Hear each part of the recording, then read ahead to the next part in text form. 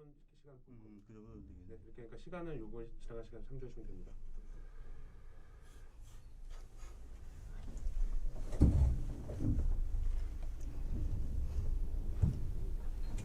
시작하시면 네.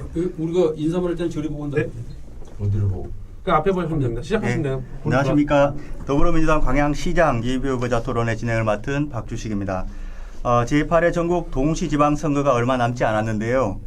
이번 토론회는 더불어민주당 광양시장 예비후보자의 자격과 정책을 검증하기 위해서 마련됐습니다.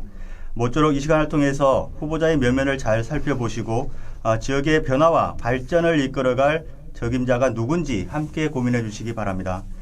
후보자의 자석과 발언 순서는 공정을 기하기 위해 사전에 추첨을 통해서 결정되었음을 알려드립니다. 그럼 먼저 오늘 토론을 함께 해주실 후보들을 자석 순서에 따라서 소개해드리도록 하겠습니다.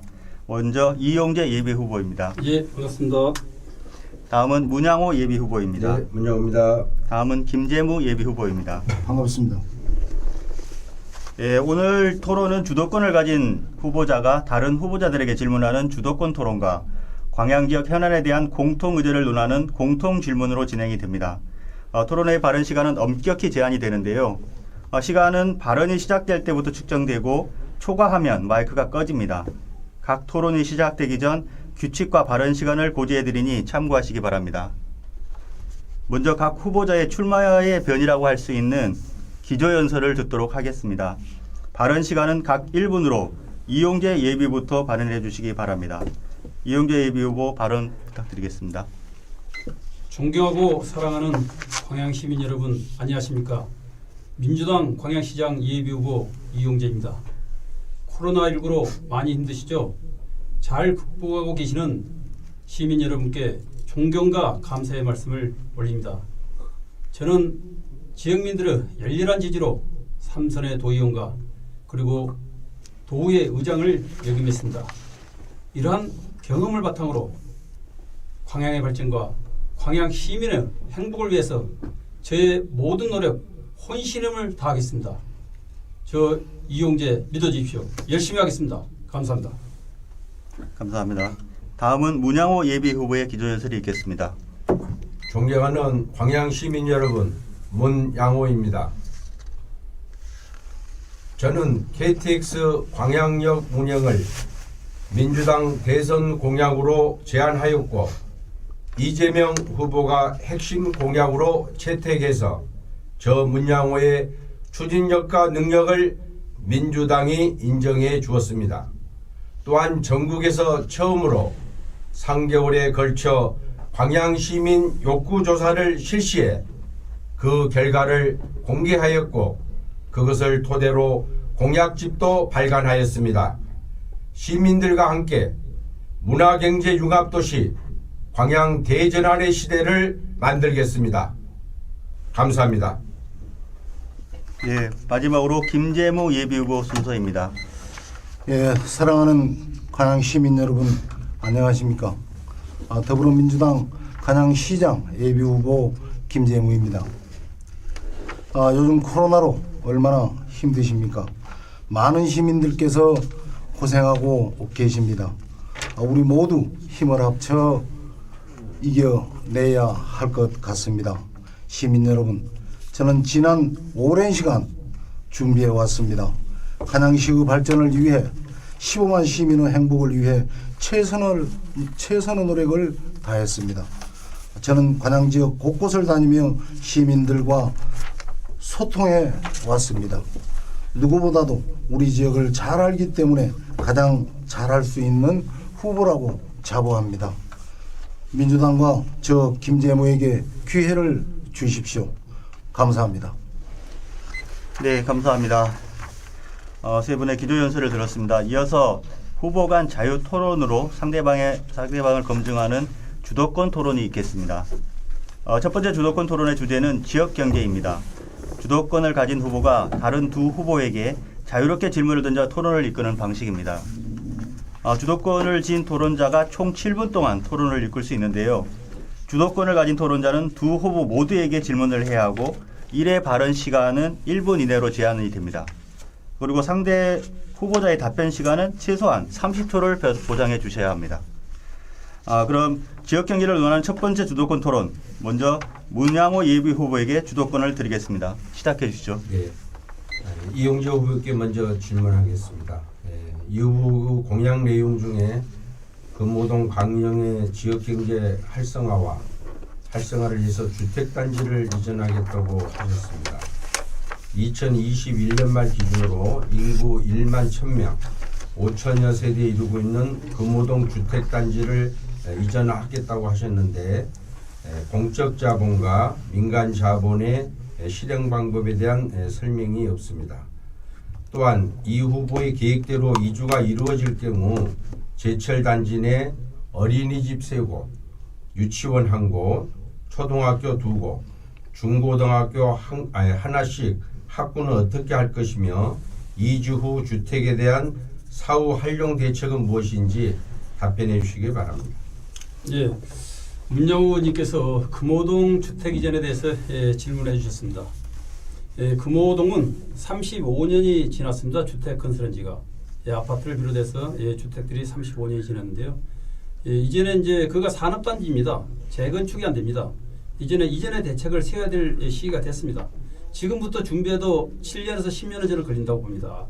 그리고 금방 재원 문제 또 사후 활용 문제를 했는데요.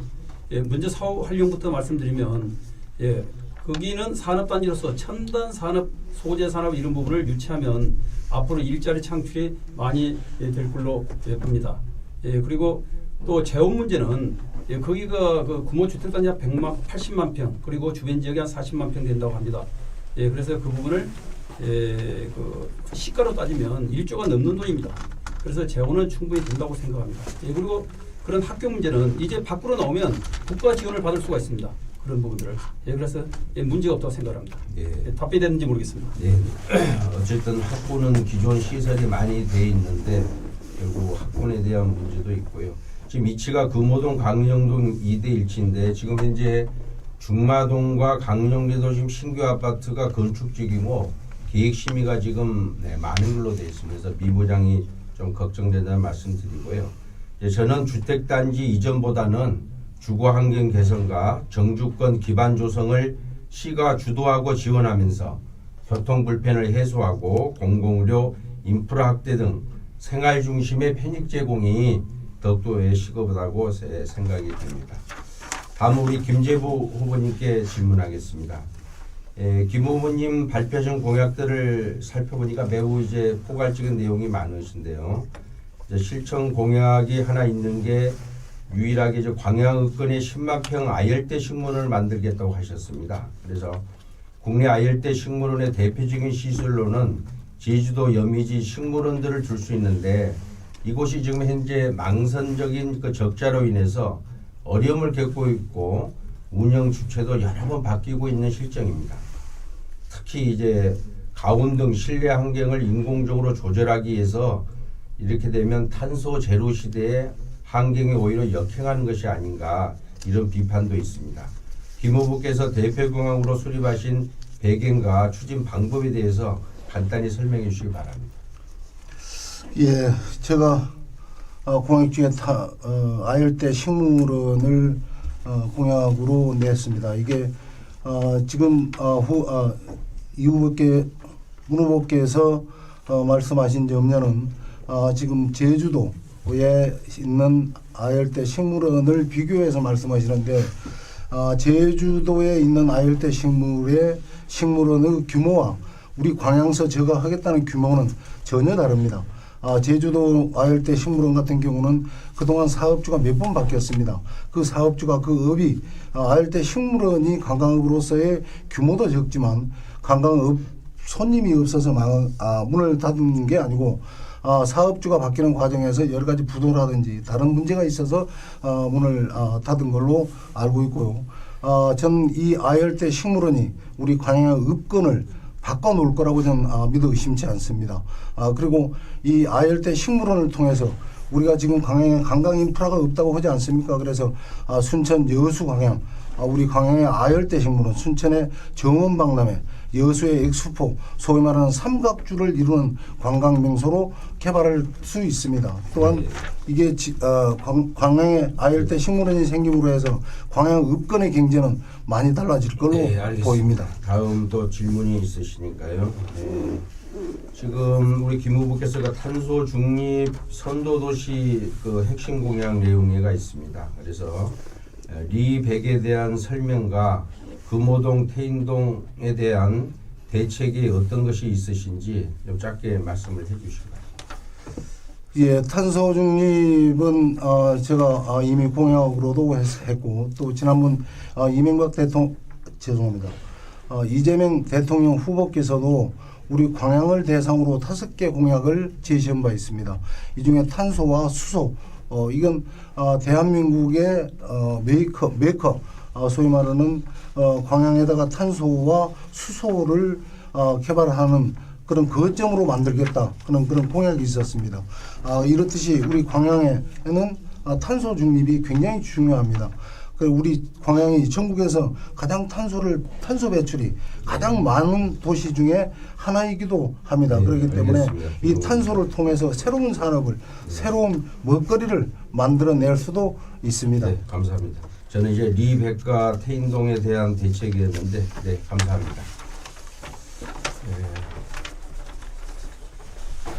선거를 통해서 선출되는 공직자 공약은 시민들과의 약속입니다. 구호보다는 실현 가능한 계획을 바탕으로 실천 계획도 분명해야 합니다. 저는 10개 분야 122개 공약을 공약집을 통해 발간하고 시민 여러분께 공개했습니다. 우리는 더불어민주당 경선 후보자들입니다. 좋은 공약들은 공통 공약으로 함께 지역 발전을 위해 함께 노력했으면 합니다. 저희 질문을 마치겠습니다. 감사합니다. 시간 넘기지 않으시고 마무리해 주셔서 다시 한번 감사드립니다. 이번에는 김재무 예비 후보가 주도권을 가지고 토론하도록 하겠습니다. 마찬가지로 주도권 토론의 의제는 지역 경제입니다. 시작해 주시죠. 예. 제가 제 첫 번째 공약이 산업 구조 다변화입니다. 아마 여기 계신 두 분들도 가장 고민하는 게 우리 광양의 미래, 광양의 먹거리를 찾아내는데 가장 큰 고민을 하고 있으리라고 생각합니다. 이건 모두가 공이 똑같은 생각을 하고 있기 때문에 생각들이 다 비슷하리라고 저는 생각을 합니다. 저는 이 산업 구조 다변화를 통해서 우리 광양의 미래, 광양의 먹거리를 다시 정립하고 다시 찾아야 한다. 여러분들이 알다시피 우리 광양은 포스코와 광양 항만을 중심으로 지금까지 개발이 되어 왔습니다. 여기보다는 앞으로는 수소와 산소, 탄소 이런 여러 가지들을 가지고 새로운 먹거리, 새로운 산업을 만들어내는 게 대단히 중요하다고 생각합니다. 산업구조 다변화를 위해서는 우리 모두가 함께 힘을 합쳐야 한다고 생각하고 방금 우리 문 후보님께서도 말씀했듯이 좋은 공약은 서로 공유를 해야 될 필요가 있다는 말씀을 하셨습니다. 저도 절대적으로 공감하고 산업구조 다변화에 대한 우리 이용재 후보께서 어떻게 생각하는지 한 말씀해 주시기 바랍니다. 예, 정말 좋은 말씀하셨습니다. 예, 우리 광양은 제철소, 세계 최대 제철소를 가지고 있습니다. 예, 그래서 먹거리가 그동안에 생겼습니다. 예, 그리고 또 우리 광양항을 한때는 투포트 시스템으로 해서 이렇게 굉장히 비중이 높았는데 요즘에 이제 광양항이 많이 지금 광양 컨테이너 부두죠. 광양 자체는 굉장히 큽니다 지금. 근데 컨테이너 부두가 그렇게 성장을 못했습니다. 예, 그래서 그 부분을 우리가 집중 성장시켜서 해야 되고 또 말씀하신 대로 그 신소재 산업 예를 들면 우리가 수소 경제 또 포스코 케미칼 2차전지 또 탄소강 그런 여러 가지 부분을 이렇게 다변화시켜서 이제는 미래를 준비해야 된다 생각합니다. 예, 감사합니다. 저는 요즘 우리 광양에 선거한다고 다니면 동서 갈등에 대한 문제, 동서에 대한 문제들 아마 많이 얘기 들을 겁니다. 정말 여기 가면 여기 저기 가면 저기 그래서 아마 우리 후보들 중에 모두가 안고 있는 고민이라고 생각합니다. 그래서 전 동서의 동서 균형 발전을 공약으로 채택을 했습니다. 그래서 동쪽은 어차피 포스코와 항만이 있기 때문에 산업 중심 도시로 개발을 해서 많은 신성장 동력들이 우리 동쪽에 들어와서 새로운 산업 기반을 만들 수 있도록 유도를 하고, 또 서쪽은 문화 주거의 본거지로, 그래서 우리 강양 읍권을 중심으로 하는 문화, 거기다가 관광까지도 포함을 해서 문화 관광 주거 중심의 도시로 만들어야 한다. 그래서 양쪽이 함께 동반 성장이 가능하도록 도시의 구심점을 만들어야 한다. 저는 개인적으로 이렇게 생각을 하고, 또 그에 대해 그렇게 하기 위해서 많은 또 공약들을 제가 또 계획들을 가지고 있습니다. 이 동서 발전에 대한 생각을 우리 문양호 후보님께 한번 여쭤보겠습니다. 예. 좋으신 질문인 것 같습니다. 사실 동가서가 문화 여건이 좀 달리한다 할지라도 어쨌든 동서의 통합은 우리 광양시가 앞으로 풀어야 할 그런 과제라고 저도 생각합니다. 그래서 동서 통합의 핵심은 제가 볼 때는 균형 발전에 있지 않나 이렇게 생각이 되고요. 동가서는 각각 이제 권역별로 기능을 좀 기능 중심으로 바뀌어야 되겠다. 광양권은 문화예술 주거의 기능이 강화가 되고, 중마권은 산업행정 중심으로 발전이 된다면 좀 더 실질적인 균형 발전을 도모하지 않을까 이런 생각이 들고요. 이제 저는 이런 실질적인 통합 전략의 어떤 모델이 필요하다 생각합니다. 그래서 황금 한길지구에 복합 행정 타운을 하나 조성했으면 좋겠다 이런 생각을 합니다. 예. 제 시간이 계속 짧아지는 것 같습니다. 예. 제가 그 공약 중에 문화관광재단을 설립해서 우리 광양의 관광 문화를 총괄하는 그런 곳으로 만들겠다. 그래서 우리 광양에 많은 사람들이, 많은 관광객들이, 많은 문화 예술인들이 찾아올 수 있는 그런 대로 만들겠다는 의지로 관광 문화 재단을 설립하겠다는 공약을 제가 제시했습니다. 최근에 우리 광양 시민들에게 물으면 문화 관광 쪽이 가장 취약하다고 대부분 다 대답합니다.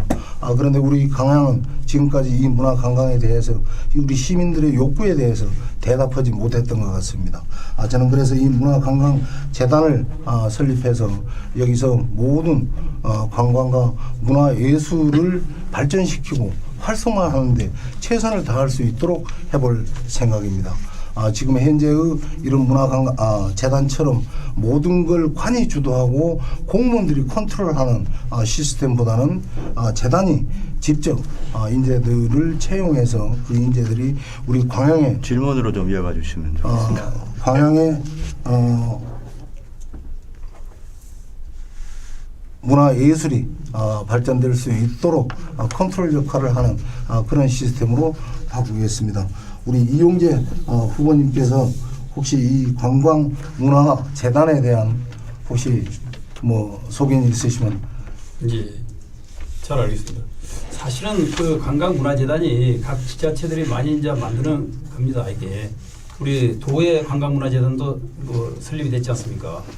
그래서 이제 관광문화재단이 설립된 데에서 그게 그 지역의 관광문화가 획기적으로 발전하냐, 그것도 한번 우리가 좀 그 검증해봐야 될 그런 문제인 것 같습니다. 그리고 또 관광문화재단이 연간 드는 비용이 꽤 들 겁니다, 아마. 예, 그래서 저는 꼭 굳이 반대한다는 것보다도 그런 거에 대한 거는 한번 좀 더 심도 있게 용역을 해봐야 한다. 예, 그런 생각을 해봅니다.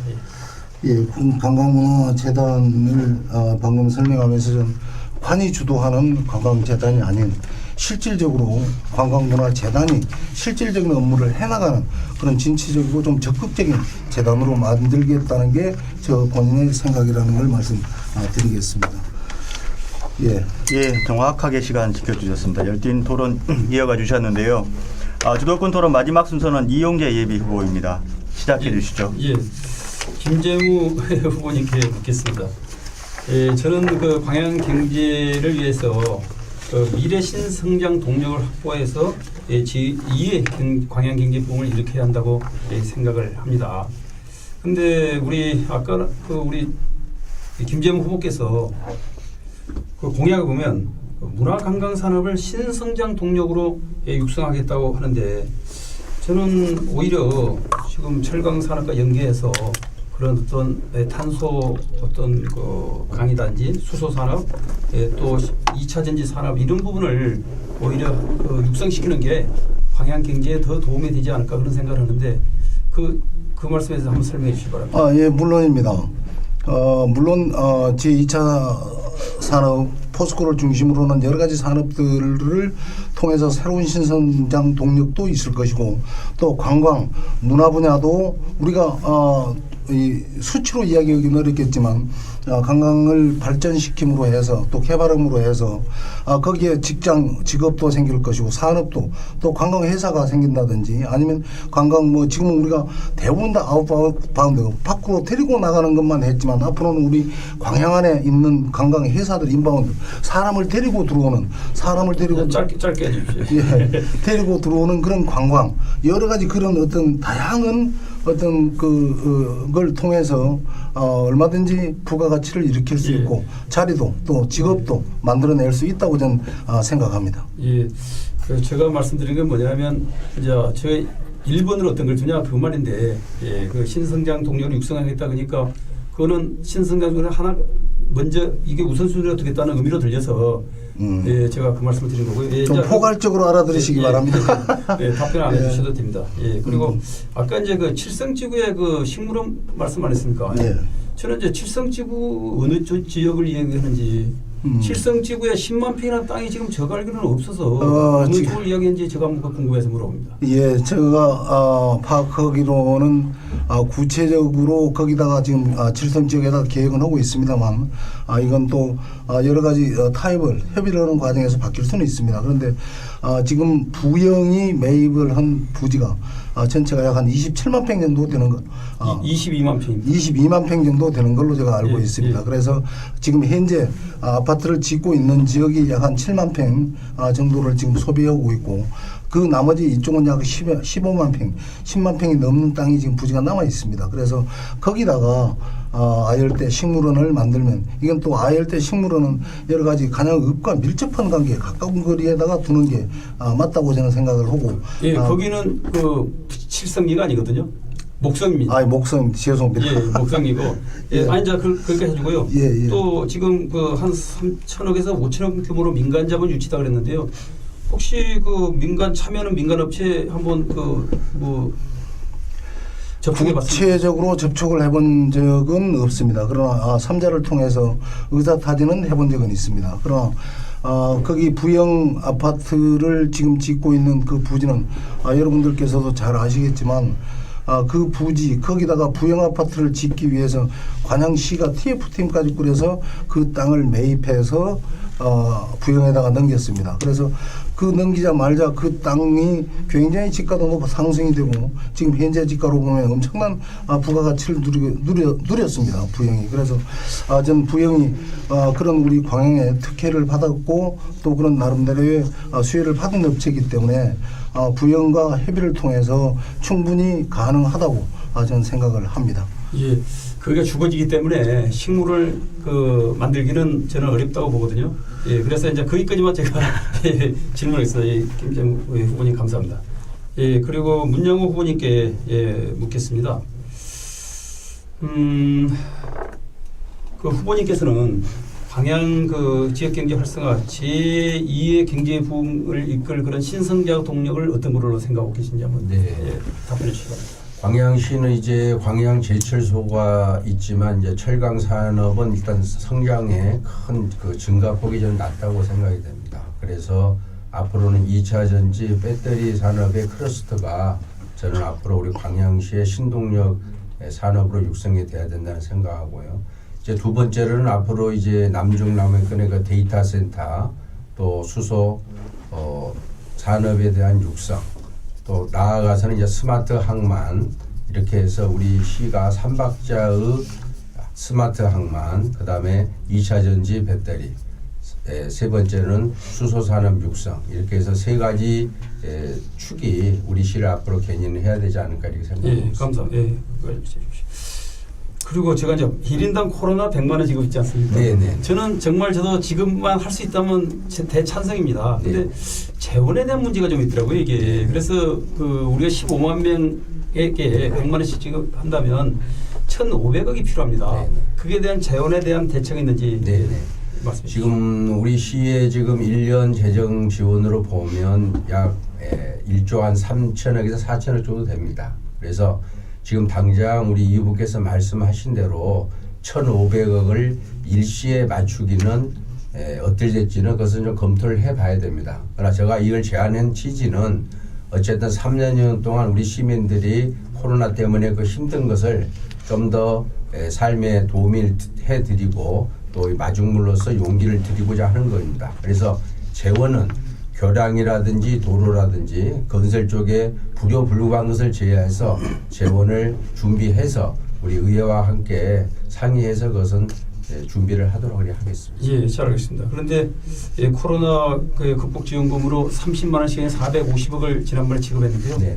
그 부분도 굉장히 재원 마련하는데 쉽지는 않았다는 걸 알고 있습니다. 네. 예, 잘 알겠습니다. 네. 그리고 KTX 정차역 문제요. 네. 시간이 지금 없는데 그 순천에서 광양까지가 9km 정도 되는 걸 알고 있거든요. 역정강 거리가. 8.3km. 그렇죠. 네. 8.3km KTX가 시속 300km 달리는데 네. 그 과연 저도 들어오면 좋습니다. 광양역에 좋은데 예, 그게 과연 가능한지 그 짧은 거리를 KTX가 네. 이렇게 한번 말씀해 주시기 바랍니다. KTX 부분은 사실 이제 순천하고 광양 8.3km의 KTX 부분도 있지만 네, 죄송합니다. 또 좀 기회를 가지고 다음 기회에 그 자세한 답변들 주로 주고받으시면 감사하겠습니다. 이번에는 광양시가 안고 있는 해안에 대한 공통 질문을 드리고 이에 대한 새 후보자들의 의견을 들어보도록 하겠습니다. 공통 질문은 사전에 고지된 10개 질문 중에서 이미 추첨을 통해서 5개 질의를 선정을 했습니다. 후보자는 공통 질문에 대해서 각 1분씩 답변을 하실 수 있습니다. 그럼 질의를 드리도록 하겠습니다. 공통 질문 1번입니다. 정부의 투포트 정책이 사실상 지속되지 못하면서 광양화 활성화 방안도 묘연한 상황입니다. 여기에 물동량도 크게 개선되지 않고 있는데요. 광양항 육성과 발전 대책에 대한 생각을 말씀해 주시기 바랍니다. 공통 질문에 대한 답변은 순서에 따라서 김재무 예비후보부터 시작하도록 하겠습니다. 답변 시간은 1분입니다. 예, 우리 광양시가 안고 있는 여러 가지 걱정 중에 사실 컨테이너 푸드가 아닌가 하는 생각이 듭니다. 컨테이너 푸드가 시작할 땐 상당한 꿈을 안고 시작을 했습니다만 결과 과정은 굉장히 어려움을 당하고 있는 것 같습니다. 이 컨테이너 푸드는 크게 두 가지로 전 나눠보고 싶습니다. 하나는 물류 기능이고 하나는 배후단지 기능입니다. 사실 물류단지는 저희들이 광양시가 할 수 있는 게 한계가 있고 또 특히 대기업들이 대부분 다 물류에 참여를 하고 있기 때문에 물류에는 큰 이상이 없는 것 같습니다만 배후단지 개발에는 여러 가지 법적 제한이 있습니다. 그래서 이 법이나 제도를 바꾸지 않으면 지방자치단체가 투자를 하거나 참여하기가 한계가 있는 걸로 알고 있습니다. 그래서 여기에서 빨리 법을 바꿔서라도 우리 광양시가 직접적으로 관여할 수 있는. 네, 감사합니다.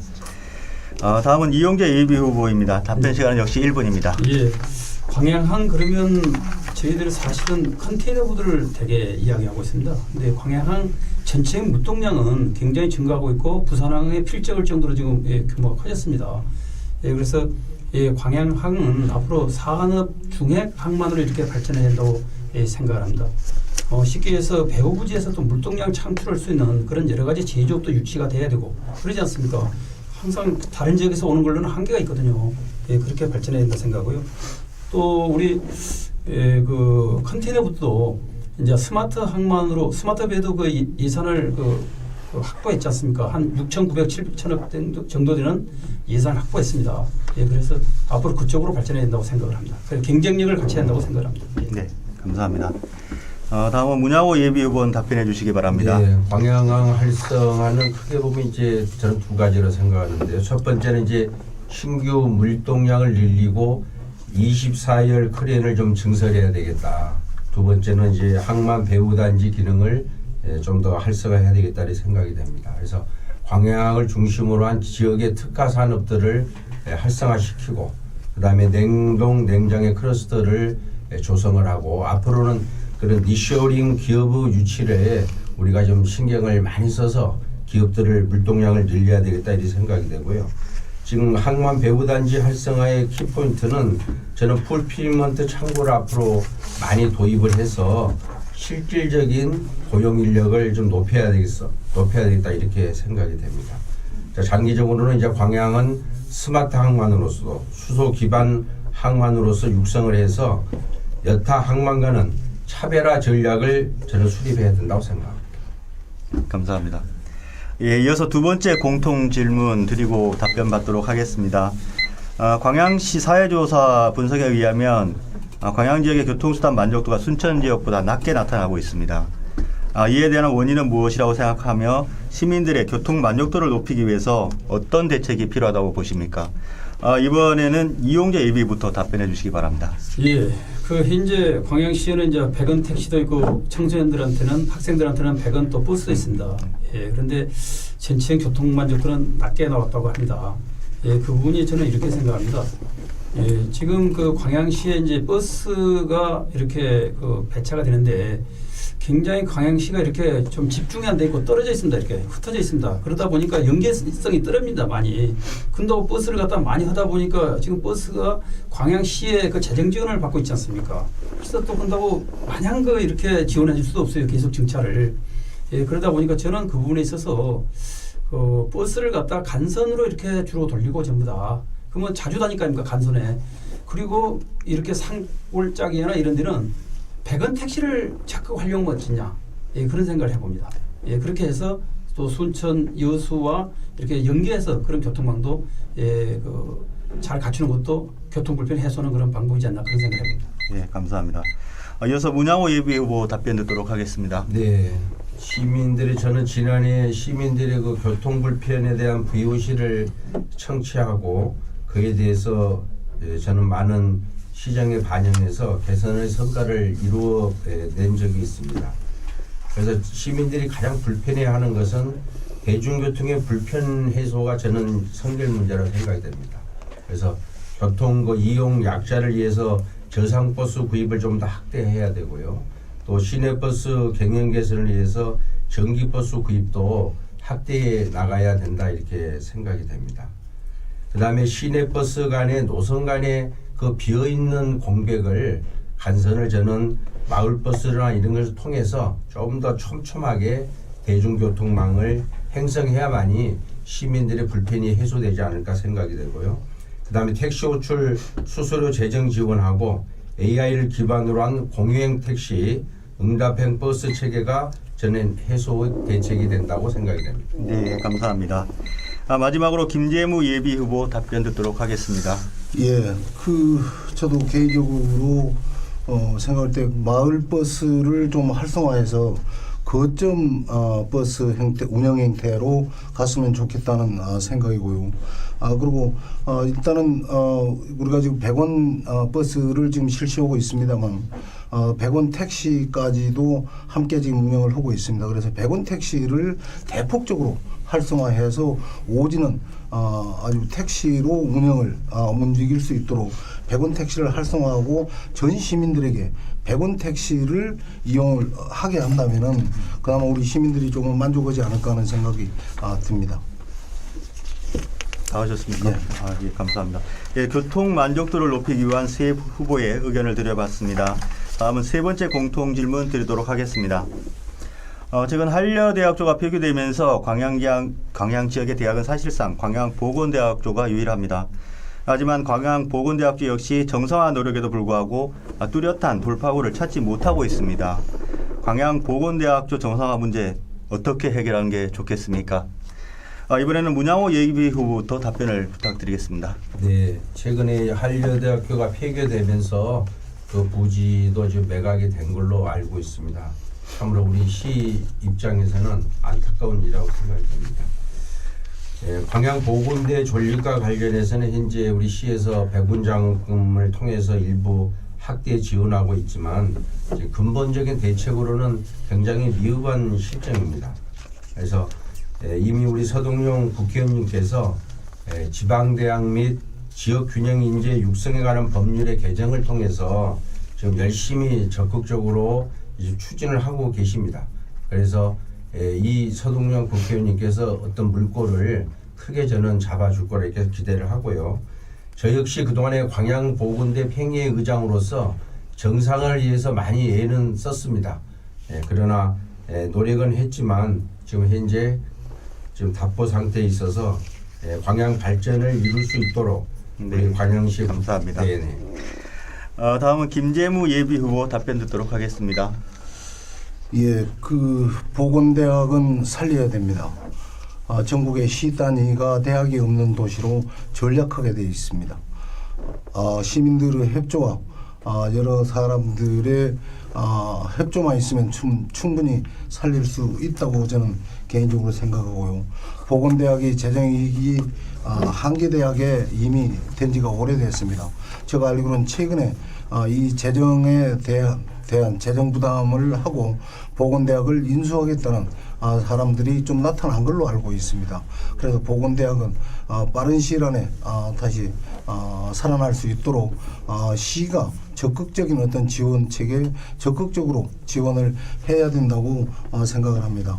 방금 말씀이 있었습니다만 서동용 의원께서 지방자치단체가 지방대학에 직접적 예산을 줄 수 있는 그런 법안 발의를 해놓고 있습니다.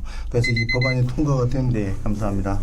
마지막으로 이영재 예비후보 답변 듣겠습니다. 예, 두 후보님 모두 보건대 정상화에 대해서는 적극적으로 찬성을 갖습니다. 저도 마찬가지입니다. 사실은 보건대는 아주 좋은 대학이었습니다. 우리 전남에 유일하게 있는 보건의료계열의 전문대였습니다. 근데 국가가 이사장의 횡령을 문제 삼아서 최하위 등급을 줘서 교육부가 이렇게 2등급을 줘가지고 모든 지원을 끊어버렸습니다. 그래서 대학이 죽게 된 겁니다. 사실은 국가에 대한 책임이 있습니다. 이게 저는 그래서 우리 지역에 지금 학생 대학교가 거의 없어지게 됐지 않습니까? 그래서 이게 국가가 다시 살려줘야 된다고 저는 생각합니다. 그래서 서은영 국회의원이 또 거기에 대한 법률도 이렇게 제정을 하려고 하고 있고 그래서 저는 같이 힘을 합쳐서 이 15만이 넘는데 대학 하나가 없으면 되겠습니까 이게. 그 지역의 인재들이 또 일부에도 나가야 되잖아요. 굉장히 힘듭니다. 그래서 저는 같이 힘을 합쳐서 어떤 방식이든지 우리 보건대는 살려야 된다. 그런 생각을 해봅니다. 네, 감사합니다. 네, 보건대 정상화에 대한 세 후보의 의견을 들어봤습니다. 그럼 네 번째 공통 질문을 드리도록 하겠습니다. 광양시 사회조사 분석에 의하면 광양 시민들은 대기, 수질, 소음에 대한 만족도가 인근 타 지자체보다 낮게 나타나고 있습니다. 지역 환경 문제 개선을 위한 대책은 무엇이라고 생각하시는지에 대한 답변을 부탁드리겠습니다. 먼저 이번에는 김재무 예비후보의 답변부터 듣도록 하겠습니다. 예, 환경 문제가 나오면 우리 광양이 늘 아마 이게 이름이 오르내리는 것 같습니다. 대기도, 소음도, 심지어는 수질까지도 나쁘다는 우리 광양의 환경 문제 아마 우리 모두의 숙제가 아닌가 하는 생각이 듭니다. 저는 이 환경에 관련 대기라든지 소음이라든지 수질에 대한 관리 시스템을 철저하게 해서 이 관리 시스템을 어떻게 운영하고 어떻게 관리하느냐에 따라서 저는 달라지리라고 생각합니다. 민관이 공동으로 함께 주도해서 이런 것들을 감시하고 감독하고 그런 체제를 빨리 만들고 그런 체제 하에서 이런 소음이라든지 대기라든지 수질이 좋아질 수 있다고 생각을 합니다. 네, 감사합니다. 이어서 이영재 예비후보 말씀 듣도록 하겠습니다. 깨끗한 환경에 살고 싶은 거는 누구나 인간의 욕망이겠죠. 그런데 우리 광양 같은 경우에 이제 제철소가 들어오고 또 여러 발전소도 들어오고 또 여수 국가산단이 바로 옆에 있습니다. 그렇게 함으로써 해서 대기 어떤 오염의 질이 떨어지는 건 사실입니다. 그러나 또 그런 부분을 우리가 그러면 국가 산업을 갖다 중지시킬 수는 없는 거 아니겠습니까? 그래서 그러나 또 최근에 대기 오염도나 미세먼지 농도나 그런 거 보니까 광양이 또 아주 높지는 않더라고요. 또 한편으로는 다른 그런 산업 도시보다 그래서 다행이다 생각하고요. 앞으로 그런 부분에 있어서 우리가 수소 경제로 가자는 거 아니겠습니까? 또 포스코도 그런 방향을 틀고 있는 걸로 알고 있고요. 그래서 수소 경제로 간다고 보면 그런 제철을 할 때 수소 환원 제철이 되겠죠. 그렇게 하면 이산화탄소가 획기적으로 저는 줄어든다고 생각합니다. 예, 그래서 우리 또 그 광양에 들어오는 선박들에서 내뿜는 것도 굉장하거든요. 예, 그런 부분도 앞으로 예, 그 어떤 LNG 예, 그 어떤 그 배로 이렇게 바뀐다 하고 하니까 앞으로 그런 부분을 같이 힘을 합쳐서 노력하면 안 되겠습니까? 예. 네, 감사합니다. 마지막으로 문양호 예비후보 답변해 주십시오. 네. 경제와 환경은 대립관계가 아니고 동반자 관계입니다.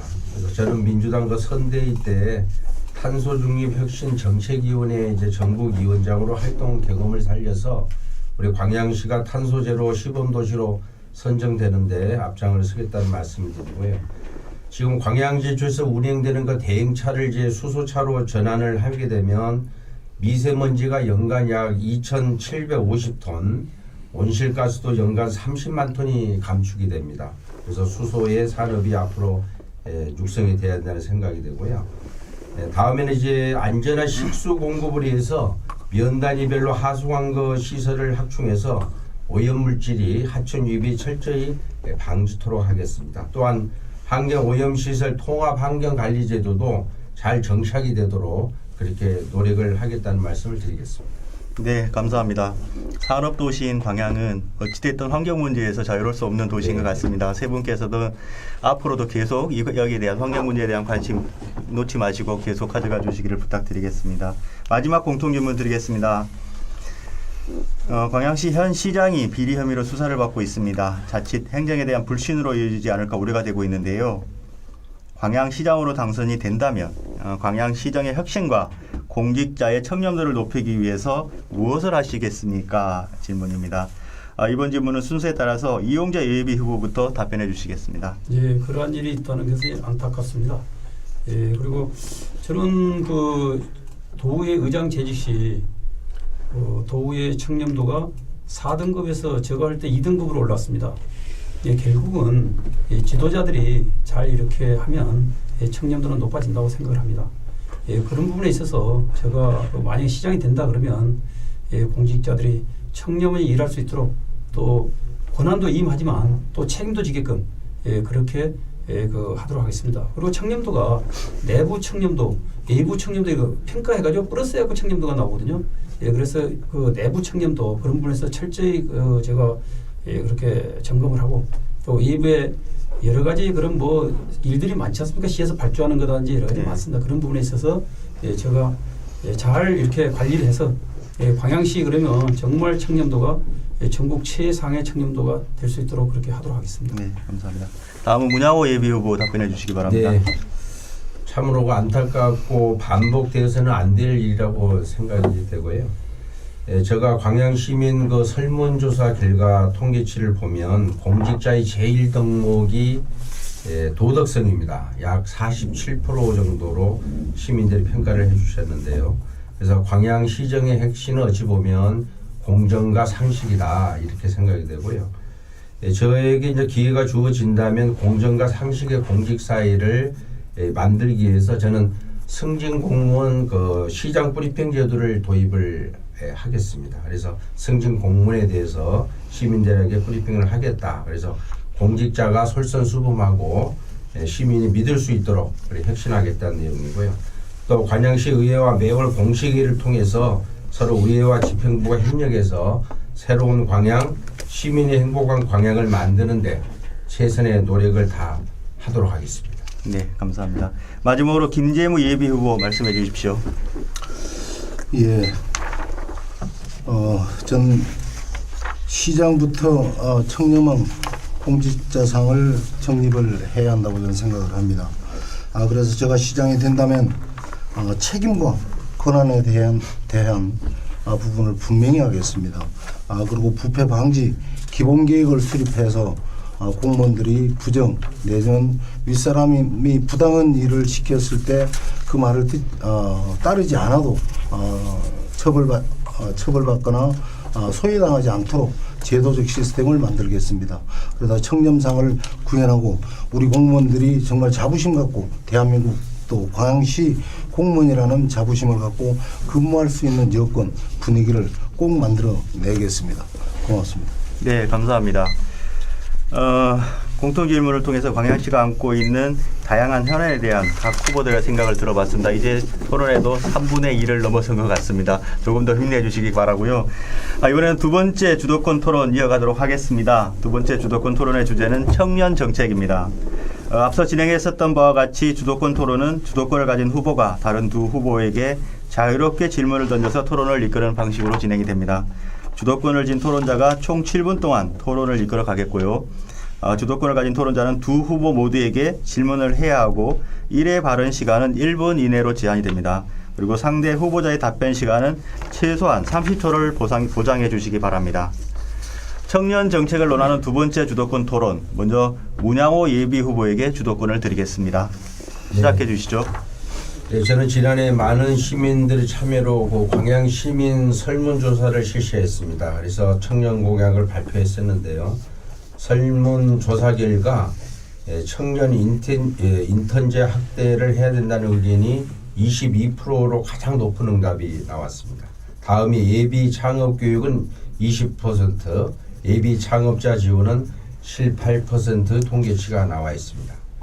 청년들은 저에게 말합니다. 청년들이 당당한 주체로서 우리 사회로 나아가기 위해서는 일자리가 필요하다 이렇게 말하고 있습니다. 헌법 제32조에도 모든 국민은 근로의 권리를 가진다. 청년의 질문에 우리가 대답을 해야 할 차례인 것 같습니다. 우리 김재봉 후보님께 질문을 하도록 하겠습니다. 청년 인턴제 확대에 대해서 의견을 있으시면 말씀을 해주시죠. 예, 저도 청년 인턴제에 대해서 절대 동의합니다. 청년 인턴제를 통해서 능력을 검증할 수 있고 그 사람의 인성을 검증할 수 있고 그 사람이 모든 걸 검증할 수 있는 절차나 과정이라고 생각합니다. 그래서 인턴제는 대단히 좋은 제도라고 생각을 합니다. 네, 고맙습니다. 이제 청년 인턴제는 이제 공공 부분과 이제 민간 부분으로 나눌 수가 있는데요. 어찌됐든 이제 청년 인턴 이후에는 이제 정기적으로 다 전환이 돼야 되지 않겠습니까? 그래서 정기적으로 실질적으로 그런 전환이 됨으로써 성과가 배가 된다고 생각이 되고요. 저는 청년 인턴제를 적극적으로 도입하는 민간 부분에 대해서는 그런 지방세 감면 혜택도 그렇게 부여해야 된다는 생각을 가지고 있습니다. 다음으로는 청년들의 취업과 창업에 대한 고민입니다. 결코 쉽지는 않겠지만 우리가 창업에 대해서 많은 노력을 해야 되겠는데요.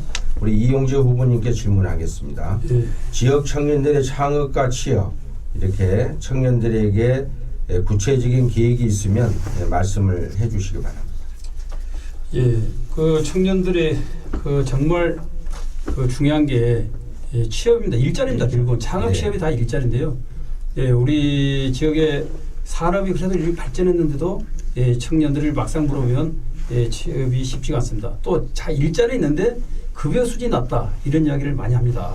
그래서 그런 부분에 있어서 저희들이 창업 지원센터를 만들어서 거기에 맞는 수준에 맞는 서로 간의 그 기업과 이렇게 그 청년들이 서로 미팅을 해서 거기에 있어서 서로 정보 교환도 하고 그런 창업 지원센터를 만들면 굉장히 도움이 될 거라 저는 그런 생각을 하고 있습니다. 네. 지금 이제 시에서도 많은 교육이라든지 하고 있지만 이것이 너무 단기간에 이루어지기 때문에 큰 성과는 지금 없는 걸로 제가 판단이 되는데요. 저는 청년들의 취업과 창업을 활성화 이야기해서 좀 기숙형 청년 취창업 사관학교를 설립할 그런 계획을 가지고 있습니다. 그래서 우리 지역 청년들이 창업에 대한 교육 또 취업에 대한 교육들을 확실히 성과로 낼 수 있도록 그렇게 하겠다는 말씀을 드리고요. 다음으로는 우리 김 후보님 청년 친화 도시의 그런 공약 내용으로 두 번째 보니까 트렌디한 일자리 창출이라고 제시되어 있는데 트렌디한 일자리는 어떤 내용인지 혹시 궁금합니다. 말씀을 해주시면. 트렌디한 일자리란 좋은 일자리겠죠. 청년들이 선호하는 일자리겠죠. 요즘 청년들이 아까 뭐 우리 이용재 후보께서도 이야기를 했습니다만 잠깐 어필을 했습니다만 일자리는 상당히 우리 광양에 많이 있습니다. 그러나 좋은 일자리가 없어서 청년들이 놀고 있는 그리고 직업을 못 찾는 그런 방황하는 청년들이 많습니다. 그래서 이런 청년들이 좀 선호하고 가고 싶어하는 그런 좋은 자리를 많이 만들어내는 일이라고 생각합니다. 네. 예. 저는 그 청년 유튜브를 좀 확실히 좀 지원을 해야 되겠다. 요새 청년들이 이제 IT에 대한 관심이 많기 때문에 그래서 좀 스튜디오도 같이 공유하고 또 본인들의 장기를 좀 많이 살려서 그래 상업화도 할 수 있도록 그렇게 해야 되겠다. 또한 청년 그 프리랜서 분들을 대상으로 종합 지원 체계도 구축을 해서 산업 구조가 좀 더 다변화되도록 그렇게 하도록 그렇게 하겠습니다. 다음에는 또 질문을 하나 드리도록 하겠습니다. 우리 지금 이용재 후보님께서는 청년에 대한 본 의원은 이제 그 이원의 청년 할당제를 지금 20% 정도를 해야 된다 이렇게 지금 생각을 하고 있는데요. 그 부분에 대해서는 이 후보님 생각은 어떠십니까? 예. 위원회 20% 할당은 나쁘진 않다고 봅니다. 예, 청년들이 그게 예, 위원회에 들어가서 각종 위원회에 들어가면 예, 좋다고 생각하고요. 저는 우리 청년 부시장 이야기 안 했습니다. 네네네. 예, 그 부분에 대해서 한번 설명 한번 부탁드립니다. 저거는 이제 사실 우리 청년의 광양시의 청년 정책의 것은 국도비를 포함해서 매년 약 한 530억 정도 됩니다. 그러나 이게 지금 체감도가 떨어지기 때문에 저는 청년에 대한 정책을 명예제 부시장입니다. 명예 청년 부시장인데 모든 청년의 정책을 분과해서 또 위원회에서 활동이 되면 거기에 대해서 부시장 같은 이치 명예로서 청년들이 실질적인 내용들을 좀 정리할 수 있도록 이렇게 해야 되겠다는 생각에서 청년 부시장을 제가 공약으로 내걸었던 것이고요. 다음에는 우리 김재무 후보님 청년 프리랜서 직업군에 대한 혹시 그런 정책에 대해서 혹시 생각해 두신 적이 있으신가요? 뭐 특별히 프리랜서 직업에 대해서는 제도에 대해서는 생각해 본 적은 없습니다만 네. 청년들이 자유롭게 직업을 찾을 수 있도록 또 자유롭게 어떤 자기 능력이나 자기가 하고 싶은 일을 찾아서 할 수 있는 그런 건 아주 좋은 제도라고 저는 생각하고 그런 것들을 좀 활성화할 필요가 있다고 생각합니다. 네. 예. 어쨌든 우리 시도 청년이 약 28% 정도 포지션을 차지하고 있습니다. 우리 시의 발전도 청년과 함께하지 않고서는 또 다른 새로운 도약을 맞이할 수 없다. 그래서 우리가 청년에 대한 정책을 체감 있게 감동 있는 정책을 펼치도록 그리 하겠습니다. 네, 감사합니다. 정확히 시간까지 지켜주셨습니다. 이번에는 김재무 예비후보가 주도권을 가지고 토론을 하도록 하겠습니다. 마찬가지로 이번 주도권 토론의 의제는 청년 정책입니다. 시작해 주시죠. 지난번에도 제가 후보 시절에 이런 공약을 냈습니다만 청년 창업 혁신 도시를 그 혁신 공단을 만들어서 청년들이 자유롭게 창업할 수 있는 기회를 만들어 주겠다. 그래서 이 청년들이 본인의 능력이나 본인의 기술만을 갖고도 충분히 들어와서 자기의 꿈을 펼칠 수 있는 그런 공단을 만들어서 청년들에게 꿈과 희망을 주겠다고 했습니다. 그런 공약을 제시했습니다. 최근 우리 시에서는 지금 방금 문양호 의원님께서 말씀하신 창업 지원센터라든지 이런 건 현재 지금 운영을 하고 있고 또 지역 청년에게 들에게 많은 지원을 지금 현재 하고 있는 시스템으로 지금 되어 있습니다. 그러나 이 청년들이 직접 자기들이 갖고 있는 능력이나 실력을 발휘할 수 있는 그런 창업 단지를 하나 만들어서 청년들에게 그런 기회를 준다면 청년들에게 아마 큰 기회가 되지 않을까 하는 생각에서 창업 단지를 만들어서 청년들이 자유롭게 창업할 수 있는 기회를 주겠다. 그런 게 제 생각입니다. 이게 예, 질문으로 이어가 주시기 이용재 바랍니다. 의원님께 질문드리겠습니다. 이게 창업 공단에 대한 청년에 대한 공약입니다만 이용재 의원께서 혹시 이 부분에 대해서 어떻게 생각하시는지. 창업공단이요? 예. 창업공단이란 게 청년들에게 예. 일정 공단을 개발해서 예. 청년들에게 소규모의 공장 부지를 분양을 하겠다는 겁니다. 예. 그래서 청년들이 거기 와서 마음껏 자기 실력을 발휘할 수 있도록 만들어주겠다는 겁니다. 그래서 최근 우리 박근혜 정부 때도 그런 일이 있었습니다만 6대 기본 산업 기초 산업에 대한 지원을 하겠다고 했었고 계속 정부가 그렇게 해왔기 때문에 이 청년창업공단은 충분히 가능하리라고 저는 생각을 하고 그 부분에 있어서 그 공단을 무료로 준다는 겁니까? 아니면 그 어떤 방식인지 그런 거에 대해서는 굉장히 중요하거든요. 그렇죠. 예. 융자 그래서 제가 청년 창업공단을 만들어서 청년들에게 본인이 기술만 가지고 있다면 소자본을 갖고 와서도 공장을 분양받을 수 있도록 해줄 계획입니다. 그건 어떻게 대처를 하느냐. 저는 기금을 마련할 생각입니다. 시와 간양에 들어와 있는 기업들이 출연하는 그런 기금을 마련해서 지방자치단체는 신용보증재단을 만들 수 없기 때문에 전라남도가 운영하고 있는 신용보증재단을 통해서 그 재단에서 저리로 아주 1% 미만의 저리 이자를 빌려서 그 공단에 투자할 수 있도록 그런 시스템을 만들어 볼 생각입니다. 이제 저한테 아까 질문했는데 지금 다 답변을 해주셨는데 예, 그런 저는 이제 청년 그 창업 그 뭐랄까 밸리를 이렇게 조성한 것도 벤처밸리죠 일종의 그런 걸 조성한 것도 괜찮다는 생각을 갖고요. 또 우리 지금 현재 율천산들에 가면 테크노파크 TP라고 일명하죠. 거기에 가면 그 창업 보육 그 센터들이 있습니다. 이렇게 그렇게 해서 창업분들이 그 안에 들어가서 이렇게 자유스럽게 또 정부 지원도 받으면서 기술적인 지원도 받으면서 하는 그 부분들이 좀 있습니다. 그래서 저는 방금 우리 김 후보님께서 말씀하신 그러면 적극 찬성하고 청년들이 할 수 있다 그러면 재정적인 지원도 금융적인 지원도 이렇게 뭐 이자 부분을 뭐 저렴하게 해준다든지 아니면 그 여러 가지 지원을 할 생각을 그런 마음을 갖고 있습니다. 네, 감사합니다. 전문 교육, 제가 공약 중에 전문 교육을 이제 직업 교육을 시켜서 그 직업 교육을 받은 사람이 지역 내 일자리 아니면 밖으로 나가서라도 취업하는 데 도움이 되는 아마 후보들도 대부분 다 이 비슷한 공약들이 다 있긴 합니다만 만들어서 청년들을 훈련시키고 교육시켜서 우리 지역의 인재 지역의 일꾼으로 사용을 하자는 그런 교육관과 그를 통해서 새로운 일자리를 만들어내자는 이런 공약을 제가 제시한 바 있습니다.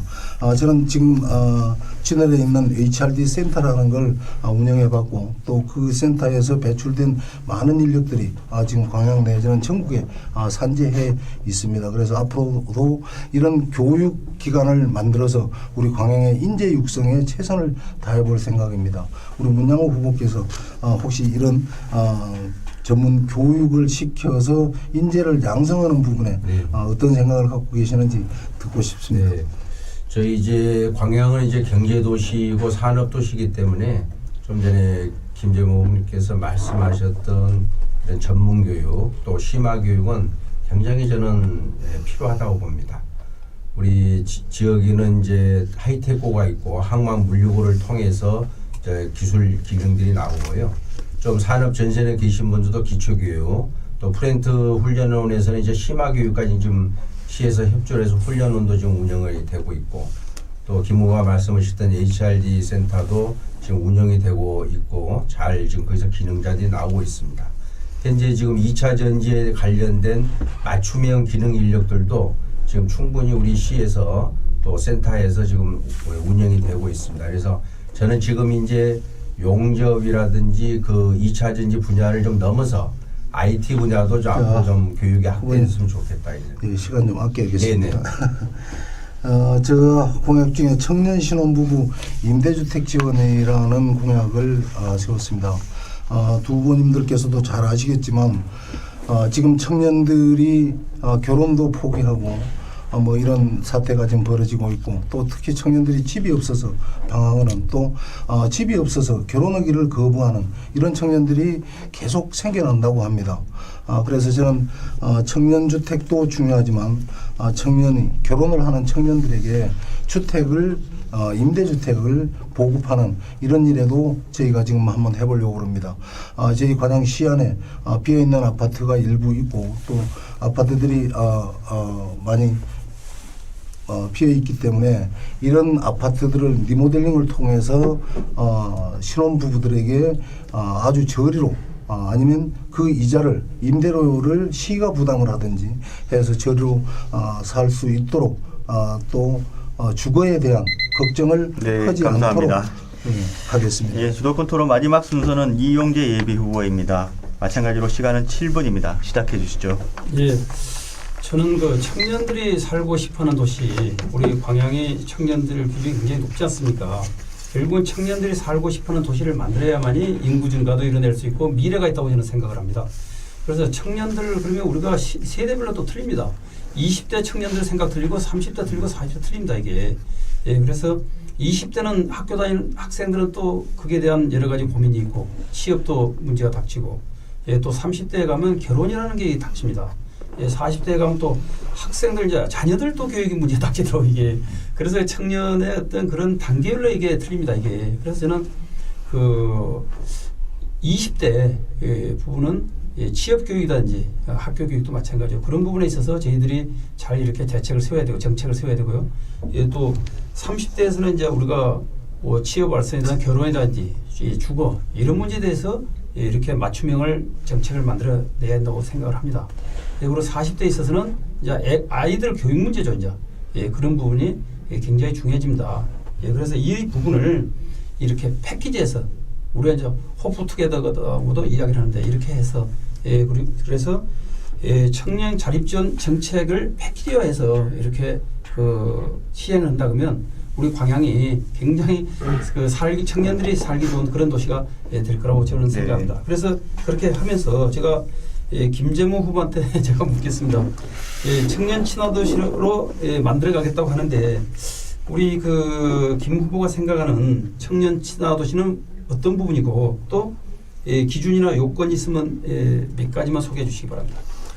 예, 청년 친화 도시가 결국은 청년이 살기 좋고 청년이 와서 살고 싶고 이런 도시가 청년 친화 도시 아니겠습니까? 그래서 제가 방금도 이야기를 했지만 주택 문제, 또 신혼부부들에게 주택 문제, 또 이 젊은 청년들이 먹고 놀고 즐길 수 있는 문화적 공간, 그리고 뭐 스포츠를 좋아하는 사람들은 뭐 스포츠장이 많다든지, 그래서 이 젊은이들이 밖으로 나가지 않고 광양에서도 자기 만족, 자기 여가를 활용하는 과정에서 자기 만족을 통해서 충분하다고 느끼는 그런 도시가 친화도시가 아닌가 하는 생각이 듭니다. 예. 예. 잘 알겠습니다. 다음 우리 문양호 후보한테 묻겠습니다. 아까 청년 부시장을 제가 네. 그 말씀을 잠깐 언급했는데 사실 청년 부시장이라는 게 그 법률에 과연 어디에 있는 건지, 네. 과연 법적으로 가능한지 그거 네. 한번 좀 묻고 싶습니다. 네. 아까도 이제 말씀을 드렸습니다만은 청년 부시장 제도는 사실 이제 명예 청년 부시장입니다. 선언적 의미의 청년 부시장. 다시 말해서 광양시의 청년에 대해서 많은 저희들 위원회가 120개가 있는데요. 거기에 20%를 할당한 것을 비롯해서 청년에 대한 정책을 실제로 청년들이 발굴하고 아까 우리 이용재 후보님 말씀하셨던 연령대별로 세대별로 발굴해서 그 패키지를 잘 정리할 수 있도록 해서 명예 부시장을 말합니다. 그러면 이게 청년 부시장을 청년 명예 부시장으로 지는 게 공약이 나겠습니다. 예, 그게 명예로 돼 설명이 밑에가 좀 있습니다. 예. 그래서 네. 오해를 할 수 있는 부분이 있어서 제가 이게 법적 근거가 없는데 어떤 청년 부시장이 생겼는가 했는데 명예는 뭐 할 수 있다고 얼마 전에 생각이 듭니다. 그리고 아까 이제 이거는 청년하고도 뭐 또 관련될 수 있는데요. KTX 설명다 시간이 너무 짧았고 그랬죠. 우리 문 후보님께 그걸 대해서 저도 뭐 광양역에 KTX 생겨 저는 순천에서 부산까지 경전선이죠. 그분에 KTX가 생기면 자연스럽게 광양역에 KTX 정차역이 생긴다고 또 생각해보면서도 너무 가깝다 이게 KTX가 출발했다가 바로 서기가 그런 생각하는데 아까 답변이 충분하지 못한 것 같아서 이 시간을 크게 할애를 좀 해야 되겠습니다. 이제 KTX 운행의 두 가지입니다. 저는 이제 KTX 유치를 제안했던 근본적인 이유는 저희 광양시 이제 미래를 위해서는 교통 인프라가 중요하다. 그래서 서울과 부산으로부터 2시간 이내, 1시간 이내에 기술과 자본, 기술 인력과 자본이 쉽게 접근할 수 있어야만이 우리 광양시의 앞으로 신동력이 된다. 이런 차원입니다. 그래서 저는 부산, 광양, 목포의 행적인 경전선과 그다음에 광양, 순천, 서울의 십자인 KTX가 이루어지고 앞으로 이제 강주에서 광양으로 연결되는 그런 KTX 부분도 앞으로 지금 기본 계획에는 돼 있습니다. 그래서 당초 이것을 이재명 후보에게 공약으로 제가 제안을 했고 그 캠프에서도 이 부분에 대해서 충분히 심도 있게 논의를 했습니다. 노선이 순천과 광양과 유천의 이런 관계들은 아마 이제 해당 부처에서 저는 그 세부적으로 검토를 할 거라 그렇게 생각이 되고요. 좀 전에 우리 이 후보님이 좀 생각하신 대로 8.3km를 300km로 달릴 수 있느냐 그런 내용에 대해서는 이제 기술적인 내용과 그것은 별개의 문제라고 제가 생각이 됩니다. 시간을 1분 30초 남았습니다만 이제 이상으로 마치겠습니까? 예. 네, 감사합니다. 이렇게 해서 토론은 이제 모두 마무리가 됐습니다. 그 토론을 준비하면서 느꼈던 생각과 이 마무리를 하면서 느끼는 생각은 전혀 다릅니다. 저는 혹시라도 세 분께서 좀 더 이 감정의 표현들이 있으면 어쩔까라는 염려가 있었습니다만은 보시는 분들 다 아시겠지만 너무나 클린한 그리고 가장 정책적인 토론을 해주셔서 저뿐만 아니라 모든 보시는 분들이 크게 만족하고 이번 민주당이 시험하고 있는 이 상황이 아주 만족스러운 결과물로 되지 않을까라는 생각을 해봅니다. 깊이 있는 많은 이야기들이 오갔는데요. 이제 마지막 토론의 순서입니다. 마무리 발언만 남겨놓고 있는데요. 발언 시간은 1분입니다. 추첨 순서에 따라서 이야기를 들어보도록 하겠습니다. 먼저 김재무 예비 후보자께 마무리 연설 부탁드리겠습니다. 예, 존경하는 시민 여러분, 저는 광양의 발전과 시민의 행복을 위해 많은 정책들을 준비했습니다. 산업구조구 답이나 균형발전도시, 탄소중립 선도도시, 교육복지도시, 관광문화도시, 청년친화도시를 만들어 더 큰 광양을 만들겠습니다. 시민들과 늘 소통하겠습니다. 잘할 자신이 있습니다.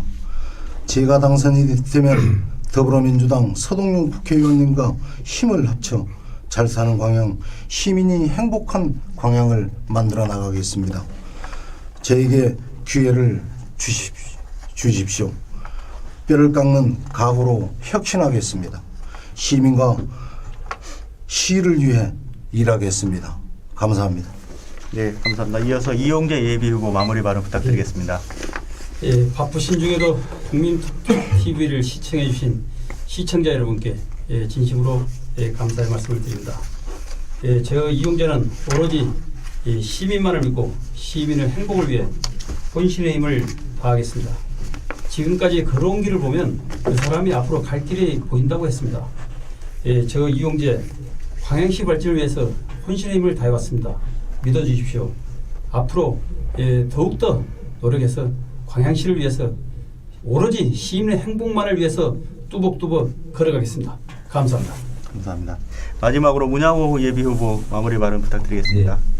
존경하는 광양 시민 여러분, 이번 지방선거는 인구 15만을 넘어 광양만큼 메가시티 중심 도시로 힘차게 도약하느냐를 결정하는 중요한 선거입니다.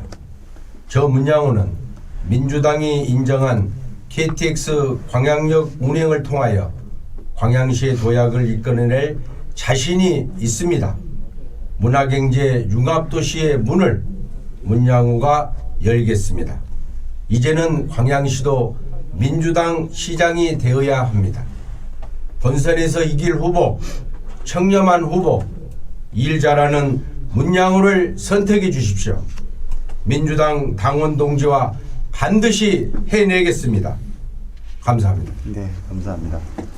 네, 마무리 연설을 끝으로 모든 후보자의 연설이 끝이 났습니다. 오랜 시간 열띤 토론을 해주신 세 분 후보자께 진심으로 감사를 드립니다. 오늘 토론이 후보자들의 자질을 점검하고 정책의 실현 가능성을 확인하는 데 보탬이 되셨기를 바랍니다. 이상으로 6.1 지방선거 더불어민주당 광양시장 예비 후보자 토론을 마치도록 하겠습니다. 감사합니다.